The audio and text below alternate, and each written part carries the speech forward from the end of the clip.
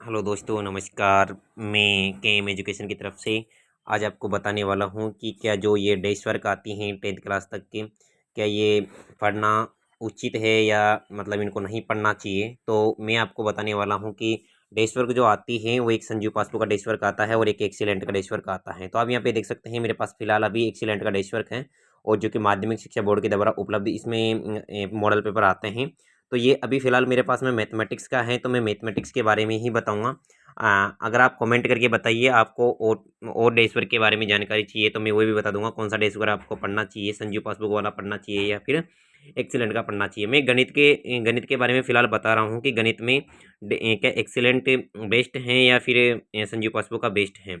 तो मैं आपको दोनों के कंपैरिजन के बारे में बता रहा हूँ। तो मैंने दोनों का जब एनालिसिस किया, इनके बारे में इनके क्वेश्चन से देखे, मैं वैसे आपको किसी बच्चे को ये सजेस्ट नहीं कर रहा कि आप एक्सीलेंट ना पढ़ें। एक्सीलेंट भी अच्छा आता है और संजीव डेश्वर की भी अच्छा आता है, लेकिन क्या डिफरेंस होता है दोनों के मध्य कि अधिकतर लोग एक्सीलेंट पढ़ते हैं, अधिकतर लोग फिर या कुछ लोग मतलब संजीव पासबुक पढ़ते हैं। तो मैं दोनों के बारे में बताने की कोशिश करूँगा आपको इस वीडियो के माध्यम से। तो बच्चों मैं आपको ये जानकारी बता रहा हूँ कि मैंने दोनों जो ये डेस्क वर्क आती हैं एक्सीलेंट वाला और संजीव पासबुक वाला, दोनों का जब गहन अंदर से मैंने इनको पढ़ा देखा और प्रत्येक एक एक मॉडल पेपर को मैंने चेक किया, तो मुझे पता चला कि जो ये एक्सीलेंट वाला है मॉडल पेपर आता है, एक्सीलेंट का जो डेस्क वर्क आता है, इसके अंदर से काफ़ी सारे क्वेश्चन, थोड़ा इनका क्वेश्चनों का लेवल अच्छा रहता है। और कुछ इसमें से मतलब जो आपके ओवरऑल पेपर आता है उसके अंदर से अगर मैं बात करूँ 25 क्वेश्चन से आते हैं, 22 से 25 तक आते हैं।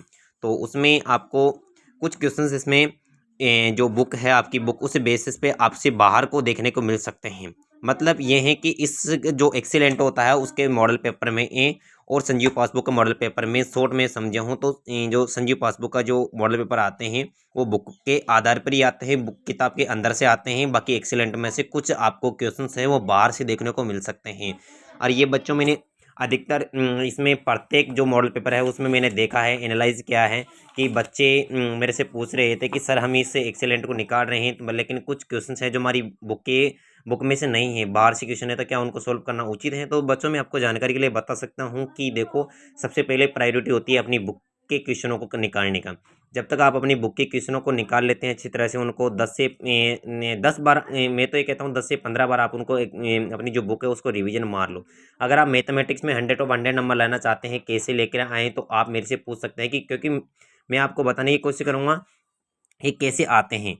देखो क्या लिखना चाहिए, क्या नहीं लिखना चाहिए, कैसे प्रश्नों को करना चाहिए। देखो वैसे तो सारे बच्चे करते हैं, आपको मैं बता सकता हूँ कि सब बच्चे लिख के आते हैं फिर कहते हैं कि सर हमने पूरा किया है, लेकिन हम हमारे जो नंबर हैं वो 100 में से 70 आए, 75 आए, 80 आए, लेकिन 100 में से 100 नहीं आए। तो उसका रीज़न यही होता है बच्चों कि आपका जो लिखावट है, आपका जो क्वेश्चन करने का तरीका है वो आपको मालूम नहीं है, इस वजह से आप 100 में से 100 नंबर नहीं लेके आते हैं। तो मैं क्योंकि मेरे आए हुए हैं इसलिए मैं आपको बताने की कोशिश करूँगा। तो मेरा जो मैं अधिकतर जब मैं पढ़ता था 12th के अंदर मैं पढ़ता था, उस टाइम पे मेरे गवर्नमेंट स्कूल में पढ़ता था, उस टाइम में मेरे 90 से ऊपर नंबर थे। उस टाइम में मेरे एक आध कुछ क्वेश्चन से के एक आध नंबर कट गया था मेरे, ऐसे मेरा को खुद पे ट्रस्ट था कि मेरे 100 ऊपर 100 आएंगे, लेकिन मेरा एक दो नंबर कट गए थे। ठीक है, तो मैं आपको बता सकता हूँ कि आप 100 में से 100 नंबर कैसे लेके आए 10th क्लास के अंदर। तो 10th क्लास का तो सीधा सा कि आप बुक हैं उस बुक को बार बार कम निकालें, और अगर आपको मॉडल पेपर निकालने हैं तो संजीव डेस्पर का ज़्यादा मैं उसको प्रिपेयर करता हूँ। क्योंकि जो एक्सीलेंट वाला है, एक्सीलेंट वाले में क्या है कि अधिकतर क्वेश्चन बाहर से आए हुए हैं, तो मैं इसको कम प्रिपेयर करूँगा। बाकी ये नहीं है कि मैं इसके बारे में आपको मना कर रहा हूँ, आप इसमें से भी निकाल सकते हैं, लेकिन मैं फर्स्ट प्रायोरिटी मैं उसको दूंगा संजीव डेस्पर को। क्योंकि संजीव डेस्पर के अंदर से क्या होता है कि क्वेश्चन आपकी बुक में से आ रहे हैं, बाहर से नहीं आ रहे हैं। तो आप मैं अभी जो 10th क्लास में पढ़ रहे हैं सभी बच्चों से यही उनको यही सजेशन करूंगा, यही एडवाइस करूंगा कि आप अधिकतर जो है संजीव पासबुक का निकालें।